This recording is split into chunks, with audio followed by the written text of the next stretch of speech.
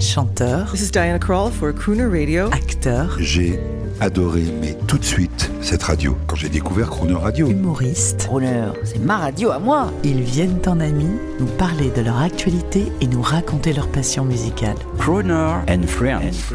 8h15, 18h15 sur Crooner Radio. Cette semaine, Antoine Decaune est au micro de Jean-Baptiste Tuzet. Bonjour Antoine Decaune. On est déjà jeudi, j'ai pas vu la semaine passée moi. Eh ben oui, et aujourd'hui c'est le jour de l'amour. Je sais pas pourquoi, mais C'est pas tous les jours le jour de l'amour chez vous? Non, là c'est le jeudi. Ah, c'est un jour par semaine. Alors vous. comment vont les enfants? Emma, Louis et Jules. Louis comme Mariano.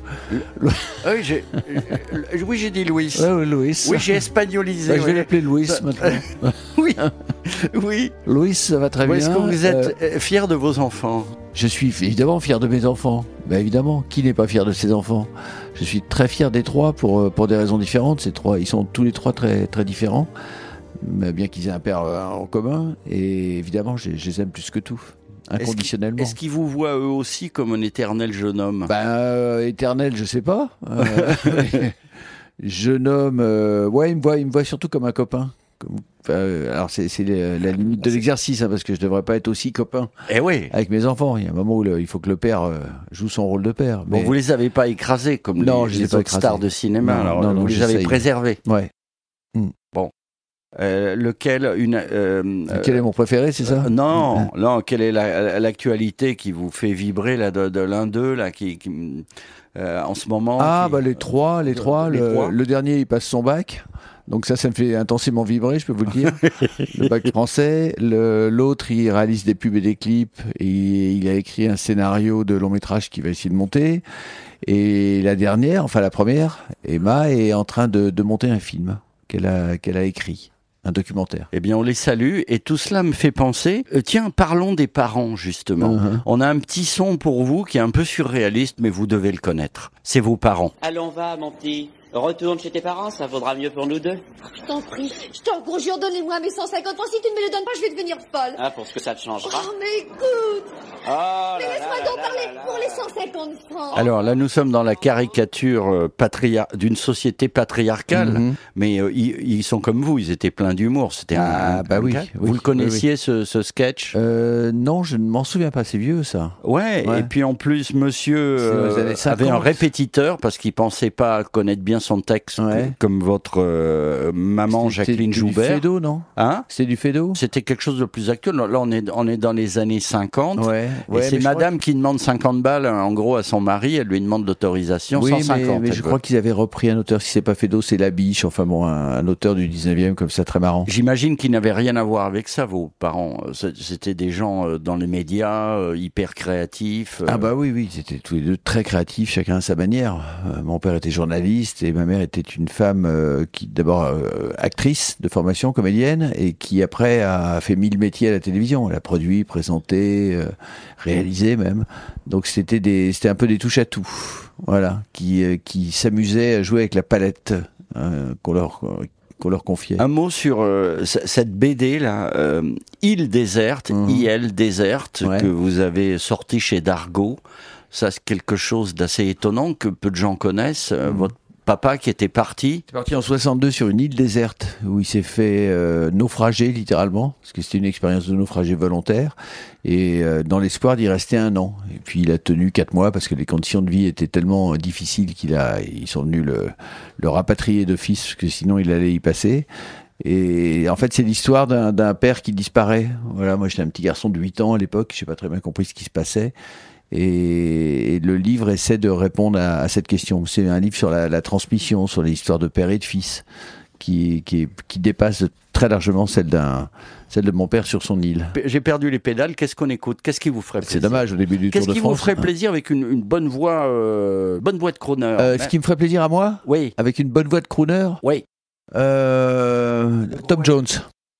C'est possible ça? Non, Sir Tom Jones. Sir Tom Jones. Je l'adore. Allez, un petit Tom Jones. C'est un des plus grands chanteurs populaires du monde. Absolument. Oui, tout à fait et d'accord. puis les Anglais ne s'y sont pas trompés. Non. Ne s'y sont pas trompés. Et ni les réalisateurs, ni les cinéastes. Un mot de votre part sur Tom Jones. C'est la voix de Tom Jones. C'est cette voix absolument prodigieuse. Au moment où Elvis apparaît aux États-Unis, c'est vraiment, il peut rivaliser. Ils étaient copains. Oui, ils étaient copains. Mais il a réussi à survivre à toutes les époques. Ça va du psychédélisme au blues qu'il interprète génialement, jusqu'au standard, aux albums de standard. Non, j'ai une passion pour Tom Jones. Moi. Alors qu'est-ce qu'on écoute? Parce qu'il a réenregistré des trucs avec Jule Holland. On peut écouter un truc de l'époque, à l'époque où il avait la chemise à jabot. Ouais. C'est cette époque lui a fait du mal d'ailleurs, parce qu'aujourd'hui, heureusement, la reine l'a anobli. Et vous avez vu quand il est à The Voice en Angleterre, c'est le patron. Bah évidemment, c'est le patron. Bon, allez, on écoute un truc super. Allez. À demain. We've been sweethearts for so long. Now you say we're through. The love we share is just a memory. I have built a ship of dreams and planned them all for you. But I guess what is to be, my dear, will be. I sail my ship alone with all the dreams I own, drifting out across the ocean blue. I sail my ship alone, though all the sails you've torn. And when it starts to sink in, I'll blame you.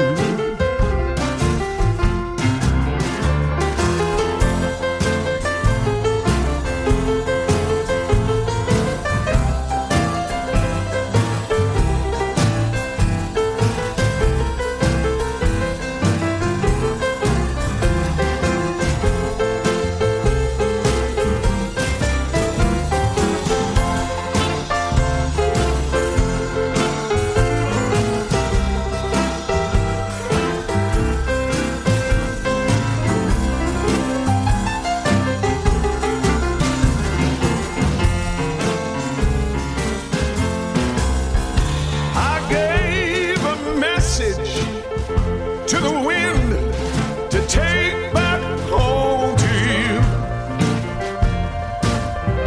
hoping you would hear my SOS.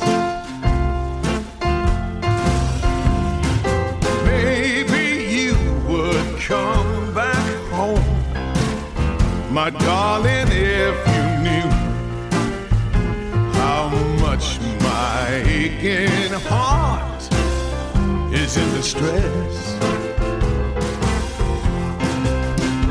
I sail my ship alone